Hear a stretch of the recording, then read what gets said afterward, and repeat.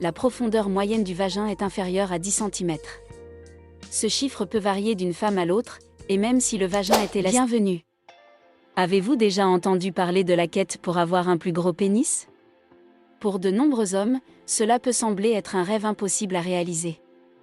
Pourtant, même les hommes qui ont des pénis dans la moyenne peuvent se sentir insatisfaits. Dans cet épisode, nous allons explorer les inconvénients des gros pénis et les méthodes pour allonger un petit pénis.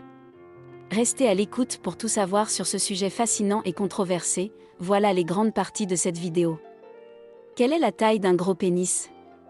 Comment avoir un gros pénis? Est-ce gênant d'avoir un très gros pénis? Que faire lorsqu'on a un pénis trop gros? Et enfin, quelle est la taille d'un gros pénis? Que disent ces chiffres? Eh bien, nous savons que la taille moyenne du pénis est d'environ 13 cm en érection. Bien loin de l'image démesurée qu'on observe dans certains films. Par ailleurs, on estime aussi que 80% des hommes sont situés dans une fourchette de 11 à 15 cm. Ce qui revient simplement à dire que les gros pénis, comme les micropénis, pénis au repos inférieur à 7 cm, sont des exceptions. Par exemple, on ne retrouve que 5% de la population masculine autour des 16 cm, et seulement 1% à 18 cm. Inutile de mentionner les énormes pénis, à l'image du pénis de Raspoutine, une trentaine de centimètres selon la légende, le plus gros pénis du monde. La norme est donc le pénis normal, de taille moyenne. La taille de votre pénis vous préoccupe?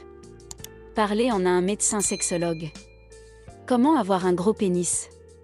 Il n'existe pas de produit miracle pour grossir le pénis. Si vous trouvez sur Internet des médicaments pour allonger le pénis, sachez que ce sont des arnaques.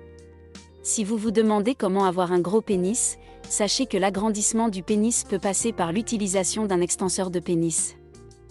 Il s'agit d'un dispositif composé de 2 anneaux reliés par 2 tiges. L'extenseur de pénis doit être utilisé 2 heures par jour maximum, au risque que la pression qu'il exerce sur votre sexe ne devienne nocive. Cet étirement doux peut vous permettre de gagner 1 à 2 cm. Ensuite, il existe une chirurgie du pénis qui a pour but de l'agrandir. Il s'agit de la pénoplastie, ou phalloplastie.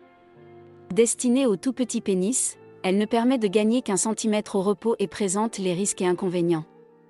Ainsi, il est important de discuter longuement de cette option avec un médecin spécialiste.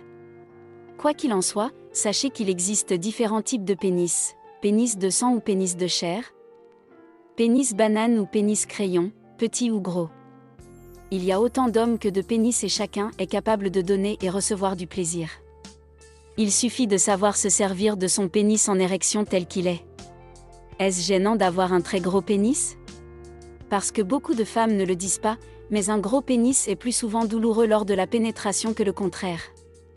En effet, selon une autre étude parue dans l'International Journal of Obstetric Gynecology en 2005, la profondeur moyenne du vagin est inférieure à 10 cm.